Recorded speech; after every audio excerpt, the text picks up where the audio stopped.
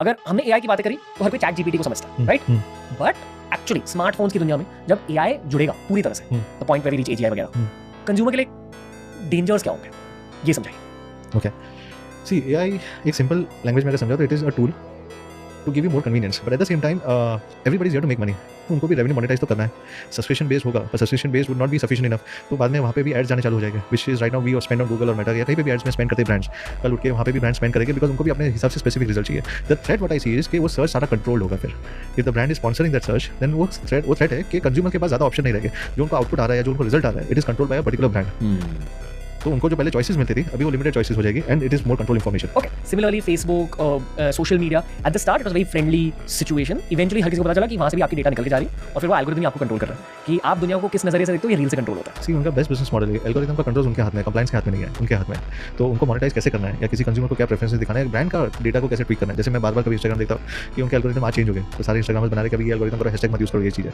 तो ये जो एल्गोरिथम उसका कंट्रोल है पूरा ब्रांड के पास है उनके, विच मीन्स कि they can control everything up to their requirements और रेवेन्यू उनका मोनेटाइज हो सकता है। मैं हल्के से एआई के बारे में बात करना चाहूंगा। बेसिकली एआई के बॉट्स होते हैं, चैटजीपीटी, ग्रॉक, मेटा एआई की तरह।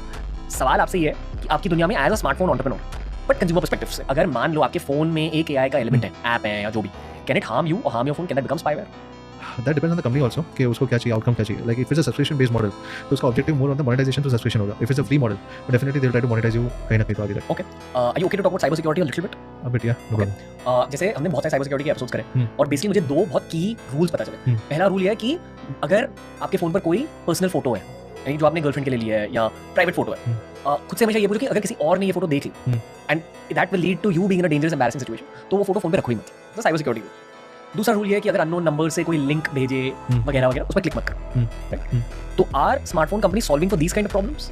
नो, बिकॉज आपको उनको एजुकेट के अलावा करने के पास कोई ऑप्शन नहीं है, बिकॉज आप जो भी ऐप्स डाउनलोड करते हो उसमें टर्म्स एंड कंडीशन होती है कि आप अपना डेटा शेयर कर रहे हो। तो हम लोग को कन्वीनियंस उनका कॉम्प्रोमाइज करने का हमारे पास कोई अधिकार भी नहीं होता है। That's why the entire risk starts कि आप क्या फोन का क्या उनको एक्सेस देना चाहते हो। So that is what we are also trying to solve from next quantum OS जो हमने बनवाया है, कि वो डैशबोर्ड ही हम लोग उसके फोन के ऊपर रखेंगे कि आपका कौन सा ऐप, कौन सा टाइप ऑफ डेटा वो कंज्यूम कर रहा है और कौन सा मतलब फोन ले रहा है, मैसेजेस ले रहा है, आपका कैमरा ले रहा है या पिक्चर्स की आपका डेटा स्टोर कर रहा है, why they are doing it. So at least you will have that information on your dashboard. Precautions दीजिए कंज्यूमर्स को। आई थिंक एजुकेशन ही सबसे ज़्यादा इंपॉर्टेंट है टू कंज्यूम नॉलेज। इंटरनेट को as a consumption of knowledge भी थोड़ा use करें अपार्ट फ्रॉम एंटरटेनमेंट।